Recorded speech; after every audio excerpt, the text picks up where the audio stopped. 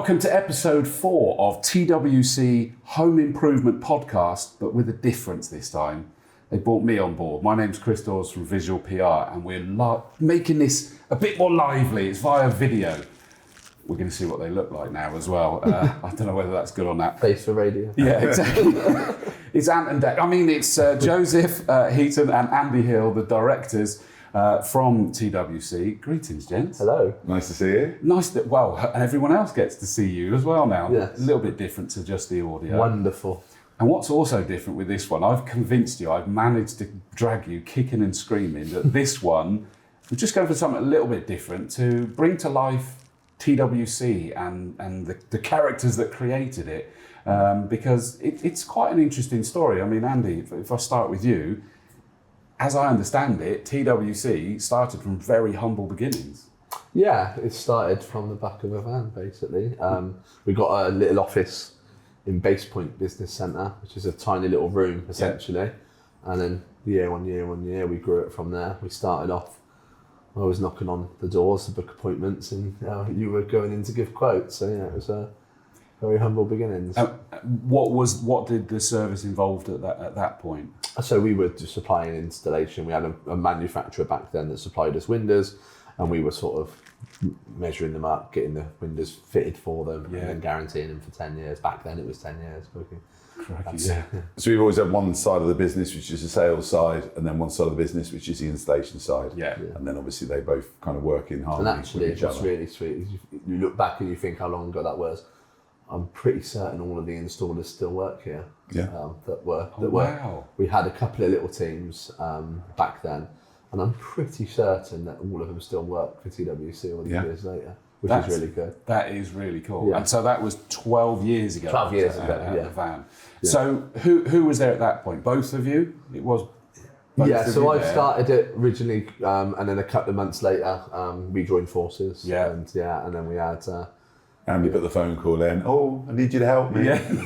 He was working. I mean, the truth is, he was working at another double glazing company in Swindon, and he didn't like the hours, so he sort of took me out for a beer and sort of said, "Oh, can you give me a job?" And I said, "Oh, don't worry, I'll give you a job. I'll inspire you." Yeah. If you believe that, you believe anything. Yeah. And yeah, we've never looked back since. No, we have haven't. Well, yeah. But so I'm interested on this one then. So at the back of a van, in essence, but you, at which point was there a team of fitters? So we worked. We knew fitters anyway from previous companies we'd worked for, and we sort of just decided that it was time to go out on our own. So it was sort of, we knew fitters, we knew installers, we had this, the window, we knew a manufacturer. We thought we could do it better than the people that we were working with and for at the time, and we thought, well, let's have a go and let's create something. So that was the original plan. Very nerve-wracking. Well, that's what I'm sat here thinking. So you've now got you two plus a number of people straight employed from the get-go. Yes. Not build it up.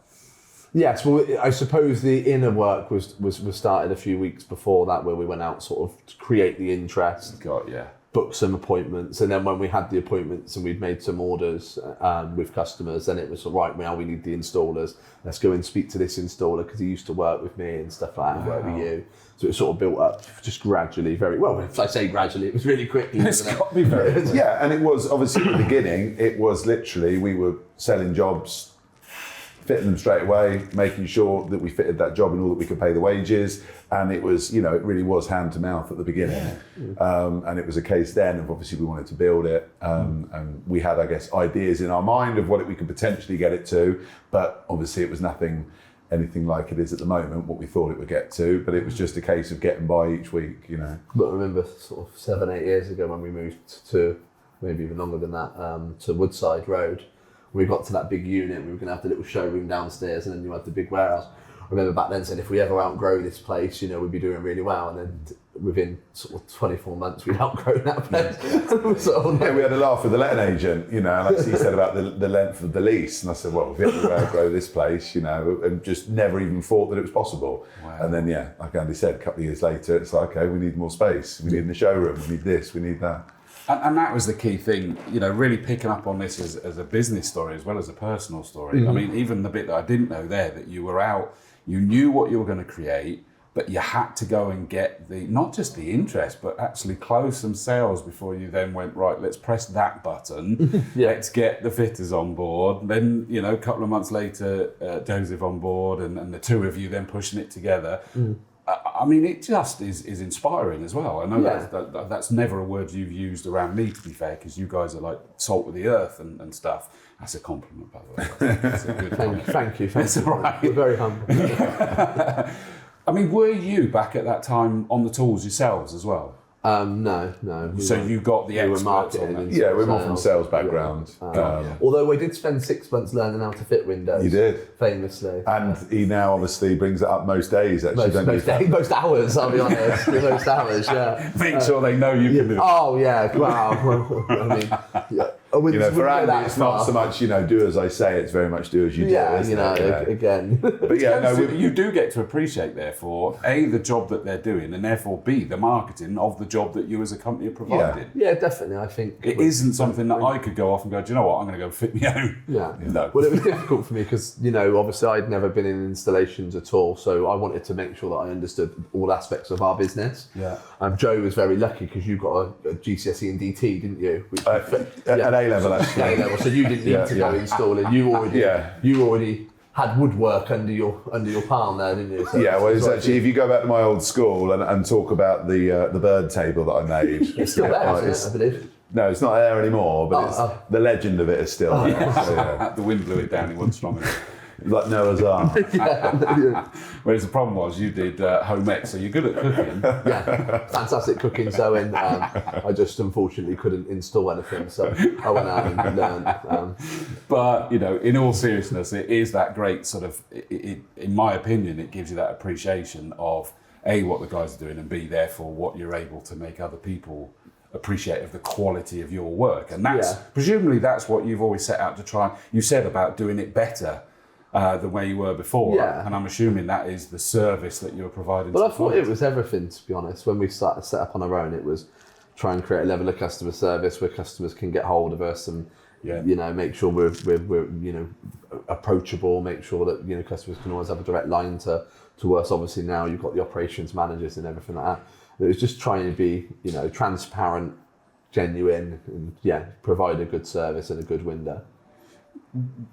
Do I read correctly that at that point it was focusing on double glazed windows? It was windows and doors, that was it, very much. Windows and doors, so no conservatory? No, that. No, back then it was just windows and doors. Okay, so that was like the future growth was into, branching out. What we're saying now. Yeah, exactly, which is so cool. Although I do like your bar over there. That's the one I have in there. Yes, I know, I saw you eyeing it. I was, they are real optics as well. The staff think that it's blue water, but it is genuine real alcohol in there. It is. So that's 12 years ago. And is this the right phrase, to becoming the largest home improvement company in the Southwest? Is that correct? We've got the largest showroom. Yeah. Okay. So fine. the largest showroom in the Southwest, which we're very, very proud of. Seriously good. Yeah, we talk to our customers a lot about that. 2 years since you moved in here? 2.5. Yes, we've been here 2.5 years now, and we had a big sort of grand opening where we got the legend Don Rogers down to cut the ribbon. Swindon legend. And we've never looked back. It completely transformed the business. And I suppose when you talk about that, where it started and sort of where it's come now, it's because we're so busy, we're so involved in the business and stuff like that, you don't actually, unless there are times that you look back and bits and pieces of that, but generally we don't. We're always looking forward, we're always looking at how we can improve, or if we've done X amount one week, well, we could have done more, what we're going to do this week. We're always on the go, we're always looking at getting new sites or new customers and everything like that. So we often don't look back at how much it has changed, but things like the showroom, it makes you realise how much it has. Yeah, when you're here, and I think shows like this is probably cathartic for you guys, I'd hope to think as well, because I think it is important to look back at that, especially as your journey that literally at the back of a van to now this, and for anybody who hasn't been here, I recommend you come down and check this out. I mean, preferably if you're in the market, just not just for lunch or something. Or the bar, you know. Well, there is that. Come one, come all. To be honest. Come down, have a cup of tea. But just it's a great setup you've got here with a few sort of living spaces, conservatories, loads of different windows. But it looks obvious where they are. It's not just kind of like let's put another one here, another one here. It's actually a moving, living, breathing space with the variety of window styles, colours, handles, the doors. And you couldn't get this impression from a brochure, in my opinion. No, agreed. And I certainly did spend time working for national companies in this industry, and I don't name any or stuff like that, but what I always found baffling with national companies is that none of them had showrooms, none of them you could actually go and see. You know, it's the only industry that I can think of where the bigger companies don't have something that you can go and look at. You know, it's all very much, you know, and I might be wrong, but certainly in this area, I can't think of a single showroom from one of the national companies. So for us, the concept behind this was give somewhere where they could come, customers could come, have a look, come and see, you know. Touch it, feel it. And funnily enough, we had a customer in here a few weeks ago that haven't gone with us, they've gone with another company, but they wanted to come in and see an extension in its place. And that, for me, that was, listen, it'd been better if they bought from us, but actually we didn't really mind that. Come and have a look at it, make sure you've made your right decision. It still showed that it was the right decision to have a showroom. Exactly, come and look at it. I like that. And I mean, Andy was more involved in the design of it. And more involved? He reminds me of that daily. Sorry, I can't remember. Which bit did you get involved with, sorry? My wife cleaned quite a lot of the windows. I did a fantastic job. I did a speech. They're a bit sneery now. He was at the front of the video. Yeah, exactly. He turned up for the last evening. Oh, there we go. He turned up for the last evening, and I'll never forget. It didn't annoy me at all. But I smiled. But I remember we finally finished, and I'd done sort of 3 or 4 really long days. And he came at the last night, and he really patted me on the back and said, "We done all right, didn't we?" Well, it's the royal we. Yeah, of course, absolutely. No, but joking aside. No, but Andy was a lot more involved in the actual design of it and what we wanted to create. 'Cause it was such a big space. It's 4,500 square foot. Yeah. And it was like, well, as you said, you could just ram everything in there, you know, and it looked a mess. So we wanted it to be a journey. We didn't want it to be IKEA, where you've got to, you know, walk all the way through to get to the end. But we wanted Swedish shops are available. We wanted it to be, you know, have a window section, have a door section, have the conservatory, orangery living space section, and actually people come in to look at them in situ, walk around and stuff like that. Open and shut them. But still leave enough space. You know, there's nothing Well, worse. it's not rammed in at all, is it? No. There's plenty of breathing The idea space. was to let it flow, let customers feel that they could walk around without. We've got a showroom manager here that we wait at the desk, but we don't approach the customer. We let them walk around. Yeah, relaxed. We ask if they want, anything they want help with and stuff. But it is just a showroom for people to have a look around. No, it definitely struck me straight away as it's still airy. It's got a bit of everything. And add to that, I think I overheard that you guys also do it. If someone's looking at a particular, I don't know, let's say front door, for example, is that you've got the ability for it to be seen what it would look like on your house? Yeah, so on our pricing software, we've got PDS, which is a price point system, which basically we can take a photo of someone's house, we can do the different styles and designs of the windows and doors, and then we can actually put that into their house. Yeah. So you can see, firsthand. Try before you buy. And that's been amazing because the amount of customers which you go and see that think they want anthracite grey windows, that was kind of the fashion.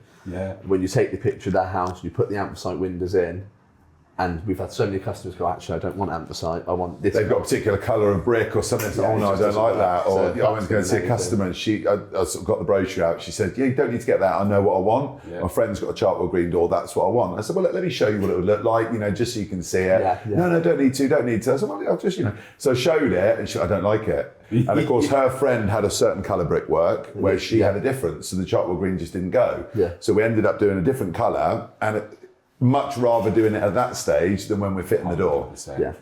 Yeah, because there's never going to be that pure elation when it's done through no fault of your own. There's nothing worse in a customer. Yeah. That was, sort of inspiration is probably the wrong word, but the desire to get some software like this was, we did a job years ago and the customer was happy, we'd done a great job, but they just didn't like the colour on their own house.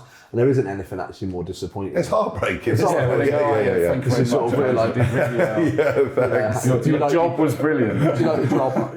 The customer's almost in tears. You know, everything all right. Oh, it's nothing you've done, but I don't like the colour. And obviously a lot of customers, you know, they've got white windows, they're replacing with white windows, and that's fine. And you know, we can still show them the visualise, but it's less of a. Whereas some of the options, people go for sash windows or flush fit windows and things like that in an olive grey, or you know, all these various different colours. So the ability to be able to implant that onto the customer's house, I love it or I hate it, swap it, change it, is brilliant. Yeah, and it's good for styles as well, isn't it? Changing the openers and making sure that it's symmetrical and stuff. And what's great about it for us is it takes that picture. If you use the visualise, it takes that picture and actually puts it on their contract for them if they do decide to go ahead. So from our point of view, you can see exactly what you're buying. Yeah. That's what it will look like, and that's fantastic. And then come here and then feel what it is exactly. like. And so it is that complete journey. Well, I mean, I'm desperately still wanting to go back, because I'm just loving the journey from the origins, is that could you have believed, and maybe you did, but went back 12 years ago out of that van, growing it rapidly. You talked about 24 months and you've outgrown the place you were in, and you found that funny. Did you imagine that you would have a showroom, not just a showroom, but a showroom as good as this and this software? No, not back then. I think we always knew we were very lucky with people that work for us that were good staff, and good people create good situations. So we're very lucky with the way we grew, I suppose, from that. But no, have this showroom, have the software we've got, you know, the extension software is even better with the living spaces and the conservatories. We can actually build one in front of you and put it on the back of your house so you can actually go inside of it and stuff. So, you know, it's pretty incredible what you can do. So you see, you say no, but I actually say yes. I actually did imagine that we would have this. Okay. Probably why we've got it. I manifested it, and you know, here we are today. So you He's know. taken the credit again. just very quickly, you'll notice, and anyone that listens to our podcast will notice Joe does often try and take a lot of credit. I would like to bring you back to your first point, Chris. You mentioned that you talked us into doing this show. I don't believe you. I think he's talked you into it because he's been desperate for this scenario for a while. So Not me. No, I haven't been desperate. A lot of the listeners have been desperate. They've been emailing in. My mum's emailed in. Want the moving pictures. Stuart Kelly. Oh, good old Eden. The two people that have listened to the podcast said, well, wouldn't it be great if it was on video? So I rang you, got you to pitch him, and here we are today. Yeah. If only it was simple. And I didn't realise I was going to. You called us fanboys up, so I thought I'll answer this fanboy and say no. Obviously we did, and then he had to jump in there and try and take credit for everything. So cheers for that, guys. No, all joking aside, I think it's always been a journey, and I think could we have predicted where it's come? Absolutely not. No, but I guess. The way we've gone across that journey is just always striving to be better. That's the biggest single thing. I spoke to someone a couple of weeks ago and they said that.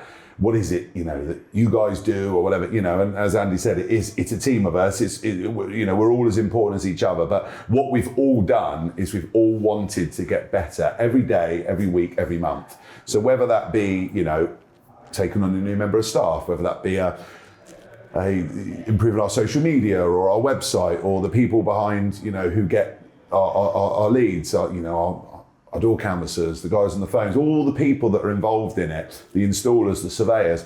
Well, actually, if all of us are all the time focusing on how can we improve, that's what's led to that growth. Yeah. You know, and it's never forgetting that. There was a time a few years ago where I think we were happy where the company was in terms of size and turnover and everything. Yeah. And we said, we'll stick here. It's all working well. We've got a good team, And then actually we found by staying still, we didn't stay still. We moved backwards because everyone else is getting better and things like that. So then we actually made that decision. You know what? We're not going to do that. We're never going to sit on our laurels. We're just going to try and improve. Yeah. And we're going to try things. They might work, they might not. But we're always going to be looking at getting bigger, better and improve. Yeah, and that makes sense. And I always think back and I think of it in business and everyday life, is that if you aim for the sky, that's as far as you're going to get. If you aim for the stars, you don't know where you're going to go. Definitely, and I you think might not get to the start. Yeah, you still got to aim for it. definitely, and I think for us, we were approached a few years back with the conservatory outlet, and we became they're our manufacturer. They manufacture our windows. It's why we do the 20-year guarantee, and we've got such an exclusive product. But actually being involved with them puts you in a network. So we cover a certain area, and we don't compete against anyone within our network. Okay. That actually about 7 years ago. That's 7-8 years ago. So yeah. that put us in a place where we were discussing and speaking to 28 other directors of very successful double glazing companies across the country. And one thing that we've always not had, although there's a bravado, we don't really have egos as such. So listening and speaking to those people, you know, from Jodan, John Pascaro in Tewkesbury, to Mark Ashwell in Trademark in Reading. You know, there's so many businesses, Stuart Kelly from Eden, they've all got their own stories. And what's been great is being able to adapt the business so that we can... Well, you're all going through different lessons at different times, aren't you? Yeah, and some of them, they've been through things that, you know, we haven't, and so then we can talk about that. And, you know, it's a case of learning from these guys. You know, some of these guys are very, very successful people with fantastic businesses, you know, and we're always eager to listen to people like that because we can learn something from them. Yeah. And we have. And and presumably they'd probably say the same, you know, from you guys, because you guys will have had experiences of your own and all of that. Definitely. I think that's great. And I know that there's been a lot of work recently of collaboration, not competition. Yeah. It's all too easy to get concerned about that, but it's like, do you know what? Collaborative working is a lot better. But the reason it's often been difficult in this industry is because generally speaking, the people you know are the people around you. So of course, then they're your competition.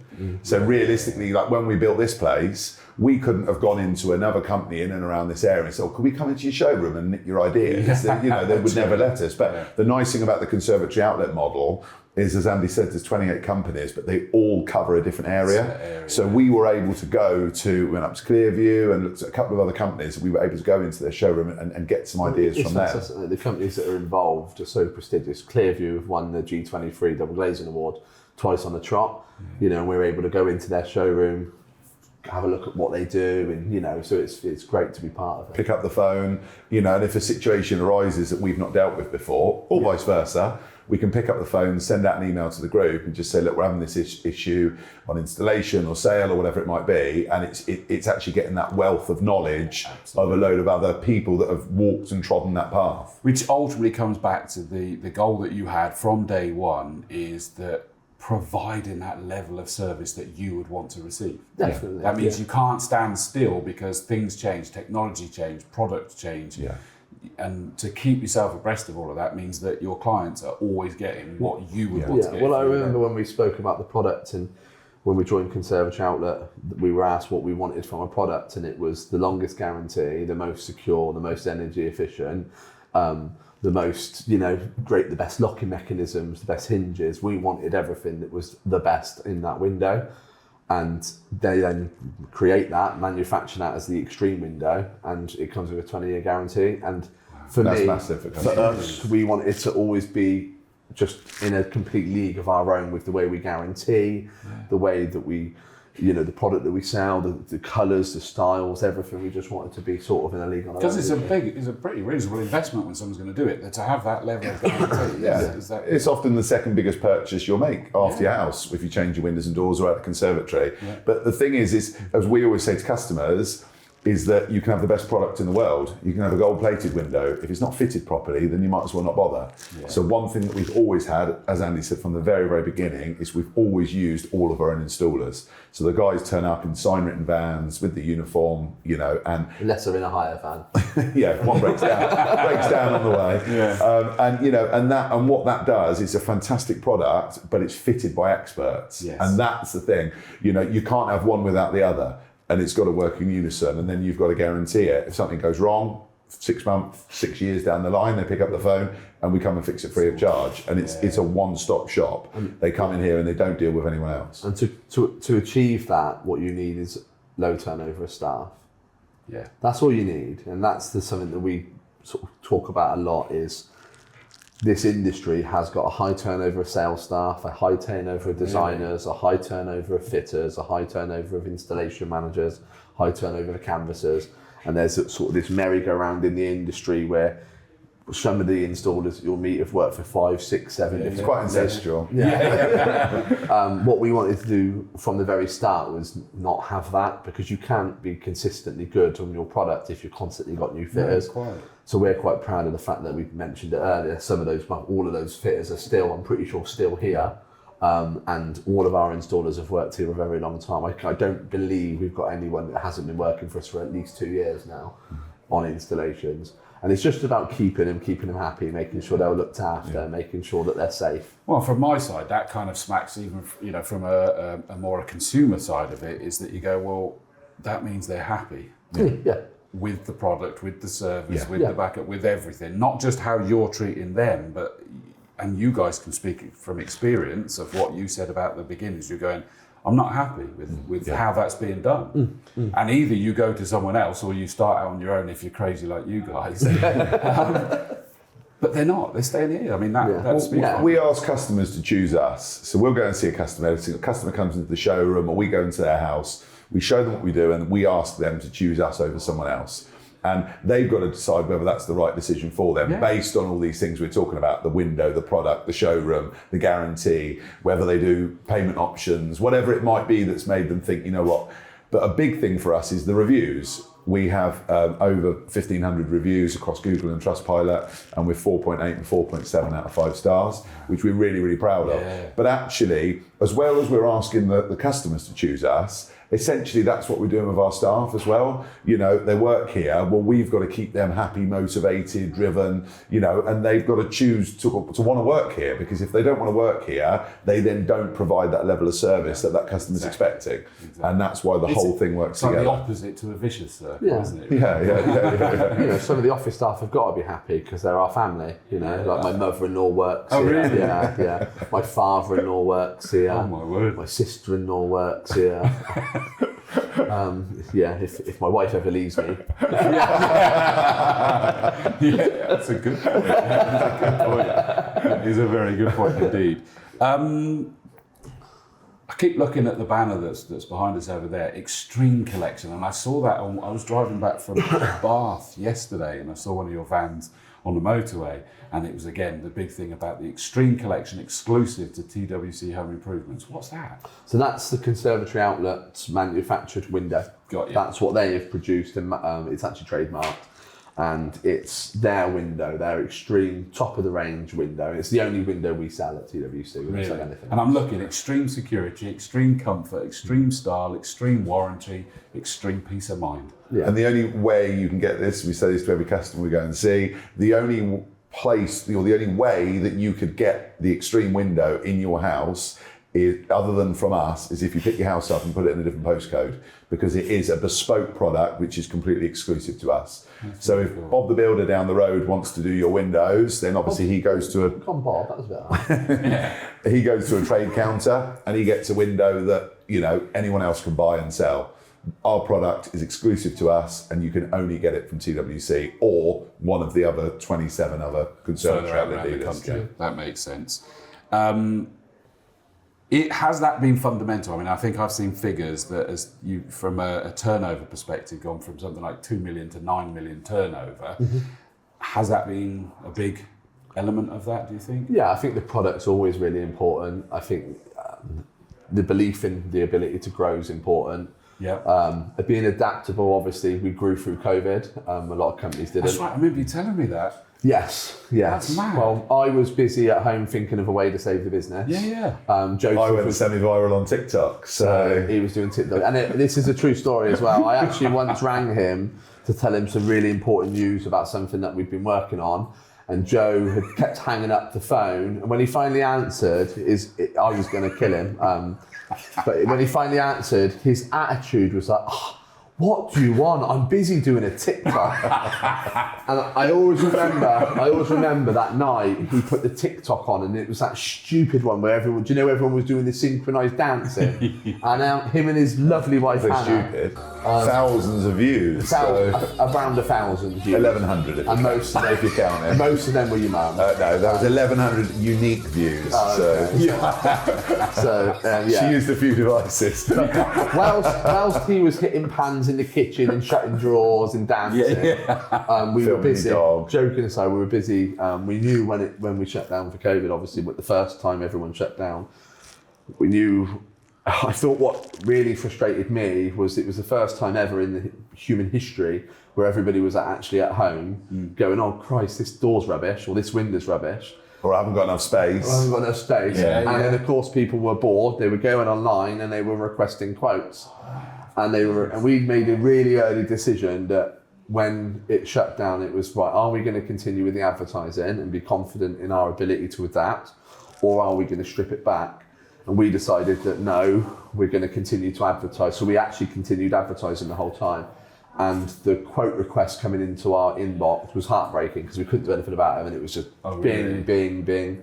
So then we sort of had a chat and we decided, because everyone was using Zoom to speak to each other and stuff, because we could fit the windows because construction could come back, but we couldn't obviously price them or sell them.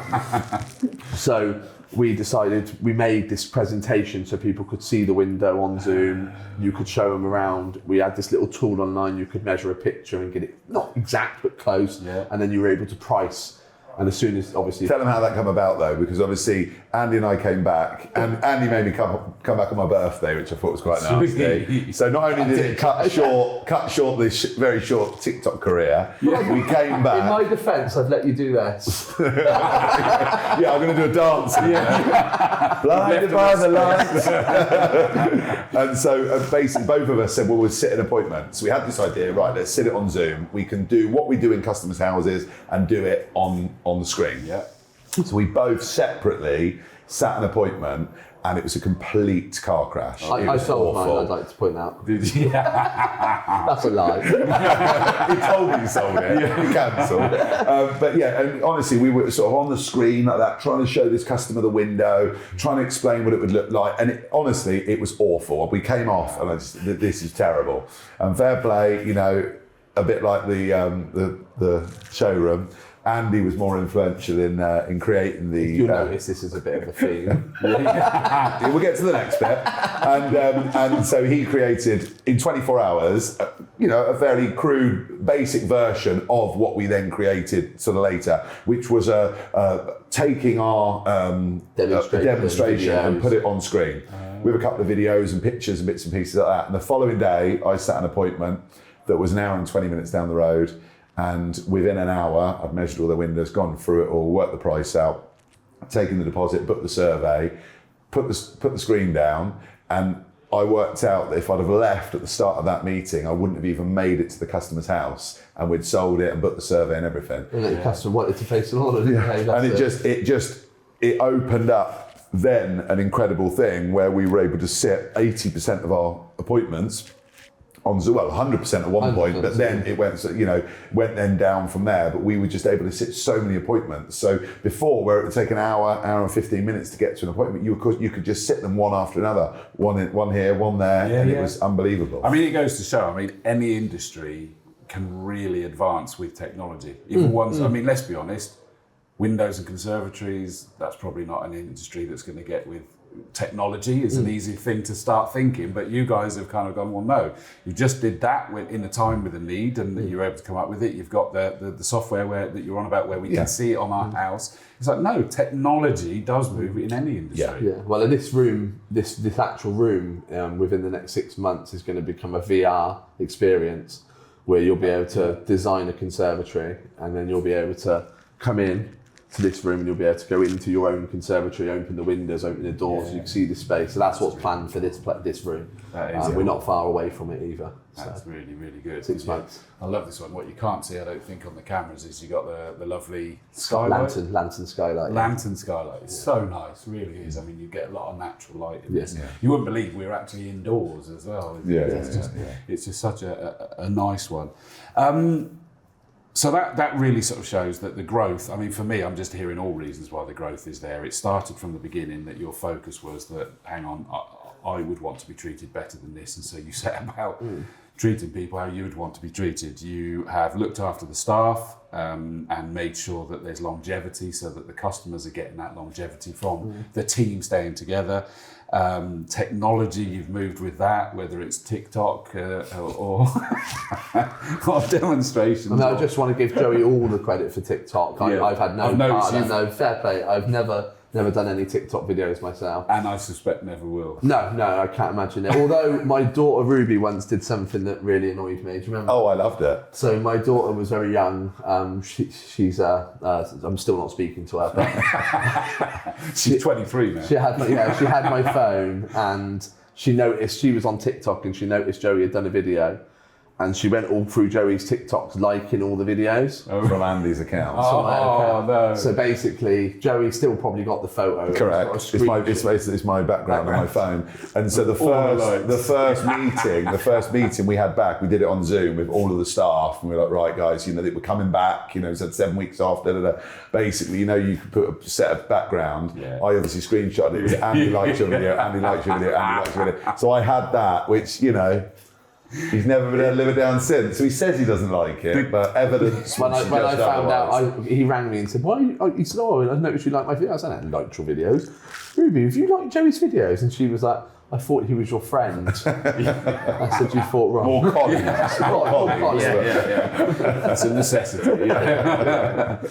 The key thing that's jumping out as well from all of this, and even with the joking aside about sort of mocking each other, is I've always believed people buy from people, which I know is something I said with regards to even this, is that it's the opportunity. This one is against the grain of what you'd set out to do originally in the podcast, and it will not. This is the one episode where I've been able to indulge you guys a lot more, because people buy from people, and I think that's why that initial customer service being the focus.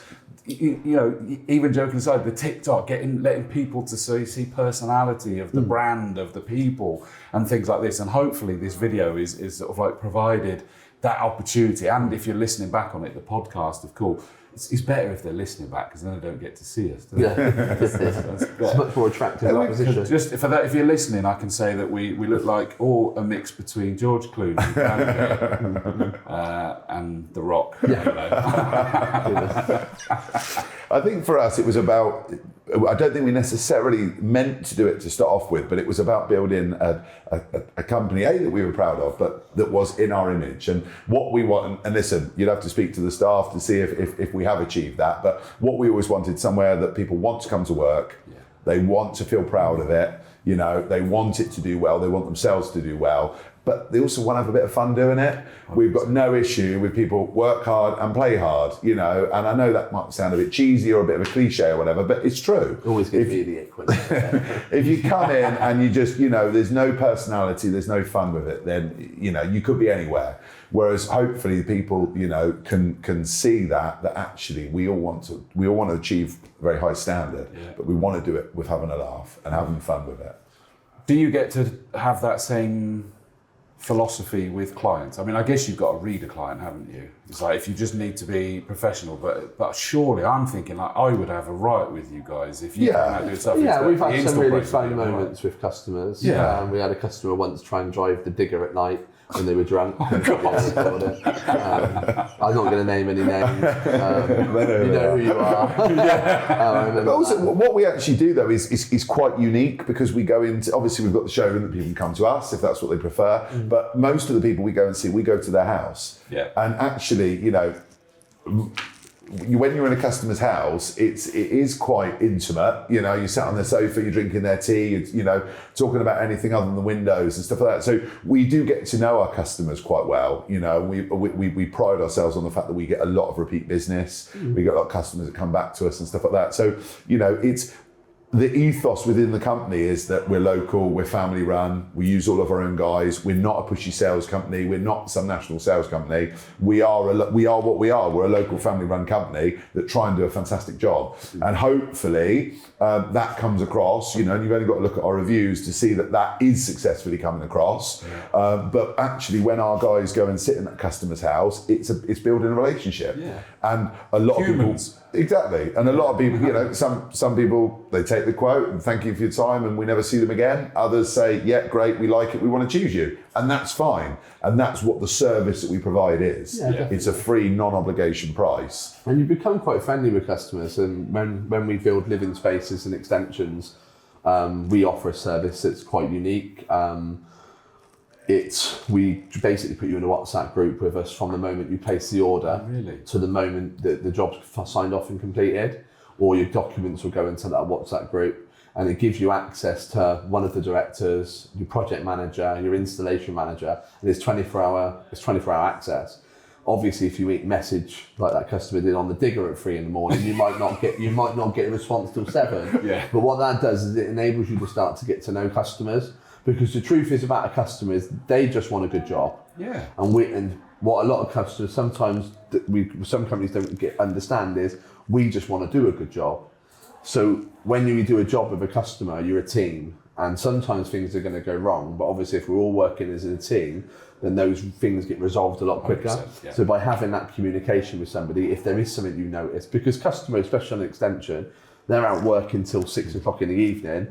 We've put a light in the wrong place. That for that customer is, oh my God, now for us, we could just change it, it's not a problem. Yeah. But for that customer, when they've got back from work, they're going, why is that in the wrong place? It's a drama. You're then on the phone at 6 at night and you're not getting through to who you need to speak to. There's an out of hours call. all night. You're getting angry. Yeah. That person you need to speak to might not be in till 9 in the morning, you start work at 9. So now you're stirring till the next night. Then you're sending the emails. Then it's just creates and creates. And actually, it's a simple, hi guys, notice this light's in the wrong place on the WhatsApp. And for TWC, we've got Abby. She will respond.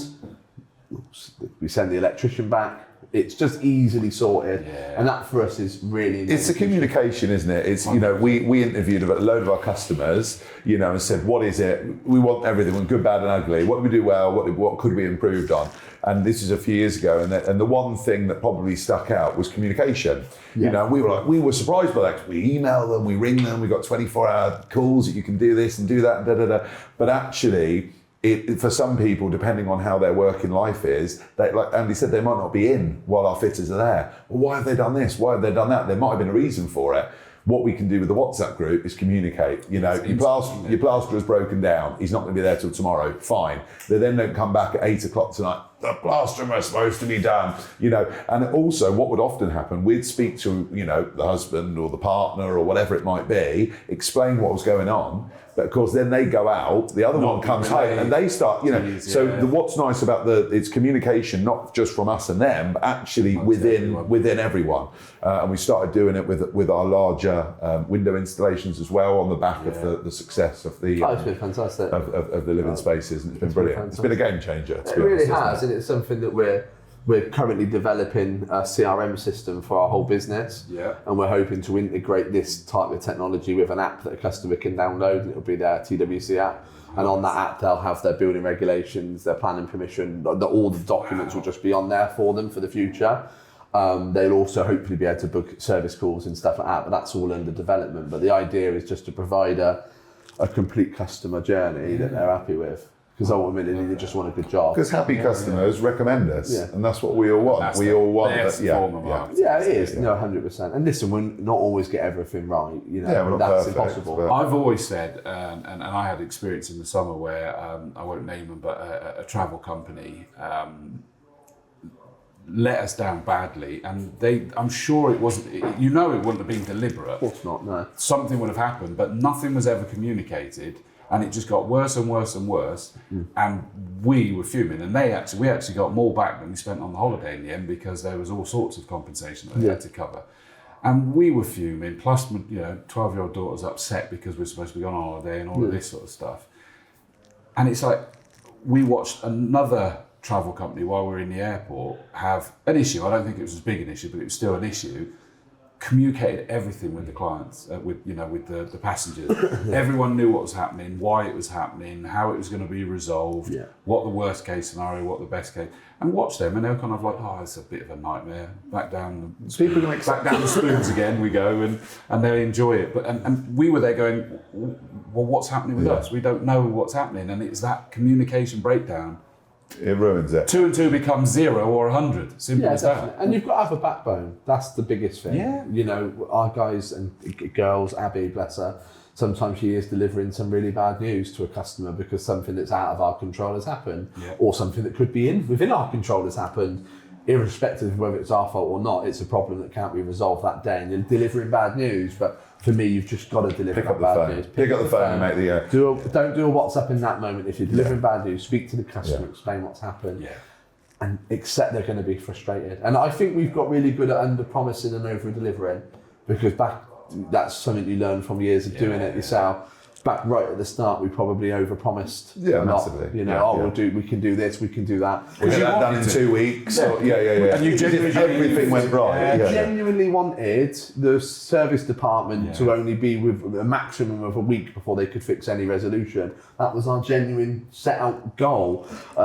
We genuinely wanted to get conservatory extensions built in 4 weeks, 4 to 6 weeks, and we genuinely wanted to. We do a schedule of works that actually is possible. It is possible. If everything goes right. But everything has to go right. And then you suddenly realise, well, you're finishing one in 6 weeks. If you said 6 to 8 weeks, they'd be happy. Yeah. Because you said 4 to 6, then they're not happy. And it's one of those things where you've just got to accept one day that you've just got to stop over promising and just just deliver what you can deliver and set it out there. And that's what I think we've got. I think as well within our industry, you know, with lots of things, you go into a shop, you buy it, and then that's it. And that's the end of the transaction. With us, there are many points in which it can go wrong. Yeah. You know, lots of moving parts. Yeah, exactly. There's several, you know, elements of the cog. You know, and within that means it can, listen, if they all go brilliantly, happy days, but there's many points in which it can fall down. So therefore we need to be front up and say, I'm really sorry, this hasn't turned up, it's turned up wrong, we've measured it wrong, we've dropped it, whatever that might be. Of course, customers get frustrated because it's not nice news to deliver, but as long as you're letting people know, they can deal with it. And we all get frustrated when things don't go to how we want them to go. It's like a few years ago, I don't know if you remember the one that worked with a brick company, the guy that does the deliveries at the brick company, his job is to label bricks, and he just got 2 round the wrong way. So they've scanned the bricks and it says it's this particular brick, and they've put it on the lorry and they've delivered it to us and it's the wrong brick. And he just put this label on the wrong place. So a company somewhere had our bricks and we had the other company's bricks, and it took a week for us to realise for them to get those bricks delivered. Typical. And that's where it's not in your control. I love it. If you occasionally see us looking around, in fact, it's a living, breathing, showroom. Yes, customer just came in. Yeah. I think Michael was there doing that. It's all. I mean, it's brilliant for me. Is to be in amongst this. It's living, breathing, and this is where hopefully you'll also find out. I did tell you that the mics are good.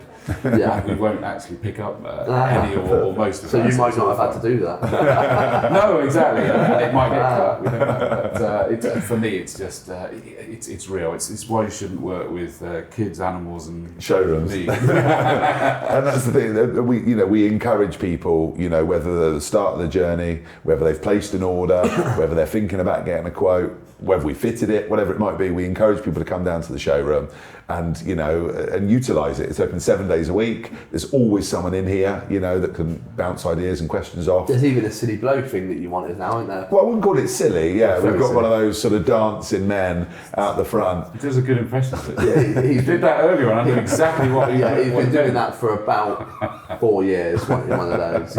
He finally broke me. I'm like, just get one then. Well, I thought we were going to have it in the back of our shop. Yeah, he did. He wanted it. Yeah. Well, all joking aside, we've got this, for those people that don't know where we are, we've got this unbelievable building, big glass building. Everyone knows it, that knows Swindon and the surroundings, is the old Blades building next to George White's on Elgin. And it's right on the roundabout, and it's fantastic. And there's cars out the front, and all during the week, you can always tell it's open. But we have had some customers that sort of pull in, because it's all glass, sometimes it reflects and it looks shut. Yeah. So we always wanted a sign out the front that said we were open. I always wanted. So I finally eventually broke Andy. We call him Mr. Wavy Man, and he's out the front. Andy we're trying to get Andy's face on it, but thankfully the judge got involved. It wasn't allowed. I love it. I mean, final thoughts from me then is, where are those stars that you're aiming for now? What other things? I mean, you just mentioned the virtual reality technology being brought in. That's one of the things clearly that is not far off. No, that's very soon. I think, within the next 6 months, the technology's already there. Our friends at Clearview currently use it. So for us, we're getting involved with that with Clearview to turn it into so we can have it here at TWC. So what else? Well, I think growth. I think we and that's our aim. Just get better than we did last year, and then next year get better, and actually just chase. Just if you're always trying to get better, then we used to set targets. We've always managed to hit every target we've ever set. We'd like another showroom. There are talks. We've got Millet's Farm. We've got TWC Swindon. We've got Millet's Farm, which is a lovely little farm shop with a beautiful showroom in there. We're right next to all the. You're going to tell me the word. What are they called? The shop. The artisan shops. The artisan shops. Thank you. That's more of a you word than me. But we'd like another showroom. I think that'll be next year. We've looked, but for us, it's the location of the building where it is. It's not necessarily about the town. The location of the building is so important, as we found out from here. You've got to be able to see traffic coming past. Yeah. So we're looking at that at the moment. We're obviously involved in other businesses as well. Permaframe down in Frome. We're involved there, and we're building up that sales team at the moment. So that's been a good journey. So just expand. Yeah, keep. Yeah, we're looking to try and get over the whole of the south, the whole of the southwest. And just try and make what we do as best as we can. And look, we're always, we're quite critical when we spend a lot of time together at work, we spend a lot of time outside of work, and we're always discussing things that we could do and things we could improve, and sometimes, we'll come away from these meetings thinking, everything's wrong. It's not, but we're always, looking at the holes within what we do. Yeah. So it's always about trying to maximise those. You're only as good as your weakest point, aren't you? Yeah. And that's the bits to improve. Is just if you're weak at that, get better at it. And if you've we always, because Joe, bless him, he always replies to every review. So every review a customer does, we read, and we genuinely do. You learn a lot from bad reviews, and you really do. And sadly, not many people take time to post a positive review, do they? There's a lot of there's been loads of times I've been like, oh yeah, no, that was really good, that was really helpful. Yeah, you're far more just up here. Yeah, you're 70% more likely to put a bad review than you are a good one. Exactly. Your travel company, for example, you're probably very inclined to go and do a bad review, but then the other 10 holidays you've had that were fantastic, you haven't gone on there and said how great they were. And that's, we understand that. So for us, it's about really trying to engage with that customer so they give you a positive one. Yeah. But Andy is right, we learn so much, and you get a good gauge of what's going on if there are problems within the business. And there's always problems, there's always things to sort, there's always things to change, improve, and you get a good indication of what's going on based on those reviews. So I do it personally, I reply to them all personally, reach out to the ones where there's that are good, reach out to the ones that are bad, and try and learn from it. And no day is the same in what we do. Every day is different, and we're always learning. We're always learning new things. Yeah. We're always learning new things off the staff, off the customers, off the other network dealers, and that for us is kind of what drives us. I hope though, as we wrap this one up now, it's just been so much fun. I knew it would be with you too, for many reasons, but equally from a business perspective, I found it quite motivational, inspirational as well to see all of that. And I get that you're looking forward, but I really hope you two have enjoyed the opportunity to actually look backwards for a change. Yeah, it's nice. We don't do it, all joking aside, we don't do it a lot. We never do. No. It's nice to talk about it and to remember, where we've come from and kind of, how we've gone. But that's got to be the motivation to then be able to keep kicking on, is that going, no, look, remember that, remember the van, remember remember the red post van that Steve well, no, it was Ashley, sorry, do you remember that? We sent him up to buy a van years ago. It looked like Royal Mail Postman Pat van, and he went up there and I had to go to an appointment, so I couldn't go and buy it. And I said, "Please, Ash, it was really early on. Please make sure it's good." He went up there, and I hope he doesn't mind me saying this. He still works for us, but he went up there. He kicked the tyre, and he actually did kick the tyre as well. Because the person that went up with him, I said, "Did he test drive it?" He said, "Oh no." But he kicked the tyre, and it had broken down before he got back to the new unit, and it never actually made it to TWC. It was scrapped from the road. So that I do remember those days, and you look back at him and you think, okay, now great days. We had a lot of fun doing it, didn't we? But it's been amazing. Good. But yeah, you don't look back, you just keep looking forward and you keep getting better. And the idea of the podcast, and obviously, we brought this one onto the video, but the idea of the podcast was just to kind of get out there, what it is we do. If people want to listen to it, great, My mum's obviously probably going to be the only one that's still listening now, but the idea of it is just to kind of talk about what we do, talk about products, talk about the things, and if people like it, then great, Yeah, and I think my motivation, because this is, obviously you probably tell this is not the sort of thing that I like to normally do. Joey loves this and I'm not really fond of this type of thing, but the reason he managed to convince me to do these podcasts and this is the reason for doing the showroom, which I loved, was to give people information. Exactly. Now, I'm fully aware, and you say it all the time, what do you say, double glazing guys are somewhere in between solicitors and parking wardens in terms of mistrust. That's where double glazing salesmen are, So, for me, being able to just, customer be able to go on a podcast where they don't have to download anything, they don't have to give their details, because every double glazing website is the same. It's capturing data. What we want is we're going to pretend to give you a price and you're going to put your data details and then we're going to come around and give you a quote. We want an opportunity to give you a quote, and it's the same with all of them. And we've tried recently to unlock our website so customers can download the brochure so they can get the information. But there's always that nervousness. Now, what I loved about the podcast is you can just listen to it. If you want to know about the window or door or conservatory roof, you can just listen to it. You don't even have to come in, listen to it, get the information you require, because you might just be at a part of the journey that's nowhere near even looking. But yeah, for me it was just information, so that's why I've agreed to do it. This now means that information that is really useful, and that I was an advocate of all of this as well, is that it's now on YouTube as well. Forever. Yeah. Which all and no one needs to put their information in there. I believe it's had more views than his terrible TikTok video as well. So we'll make that a target. So we'll make sure it does, so that we can just remind him that we just get his mum not to watch it. Yeah. But the plan, hopefully, will be that the further discussions is that we'll have more of these, and we're definitely going to do some more. So we get all sorts of experts come on here, and me as a consumer is able to find out about all these things that what I love about it is, even today's already shown it, there's things I didn't know about, if that makes sense. Yeah. And it's being able to have those conversations, and you've hit the nail on the head in a non-threatening, just watching YouTube. And of course YouTube's great these days, it's not just on your phone devices, your full-blown TV. They have the YouTube app on there now. My daughter's forever watching more on YouTube than she does on Netflix. Which is annoying, because I always tell my kids to get off YouTube. I think that's a parent thing, isn't it? Especially when they start speaking American. But, can you get off YouTube? And my son will look at me and go, I'm watching the telly, Dad. Exactly. It's not. And I'm paying money for Netflix and this and that. See, my kids know how to play me now. I'll say, get off YouTube. They say, we're watching your podcast, Dad. Oh, that's it. Is that watching all day? He's had that written on his hands. He's been waiting, going, go and do one. Yeah, exactly.